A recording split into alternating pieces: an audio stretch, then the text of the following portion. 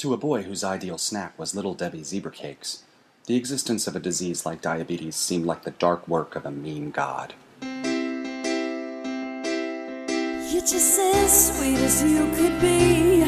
You're loving me and your love us three. When will you learn, baby, you'll never listen to me.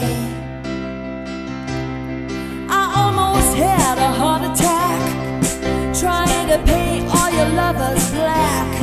And though I burn, baby, you'll never listen to me.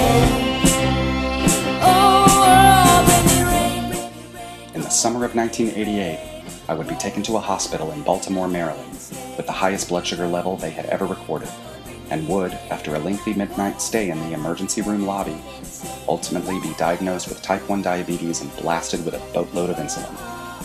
I would be taken to a room in the middle of the night and, as I lay scared to death in the tightly made bed, given a diet Shasta.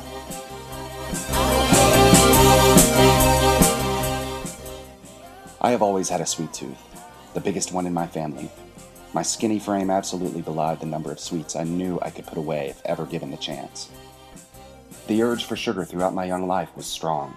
I wanted it, and I wanted it bad. But as you grow older, the world gets more complicated, and there are more important things to deal with than a silly need for Toblerones or Nutter Butters.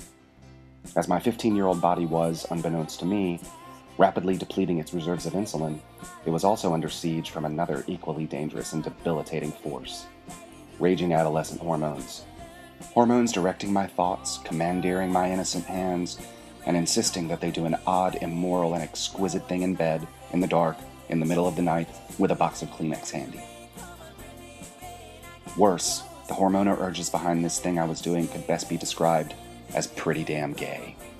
1 month later, on a school trip stopover in Baltimore, I found myself wandering through the Baltimore Orioles stadium so dehydrated I could barely open my mouth, and with vision so blurred I could scarcely make out the collect call instructions on the payphone I eventually found to call my mother back in Raleigh. "Mom, there's something wrong with me," I said when I finally reached her.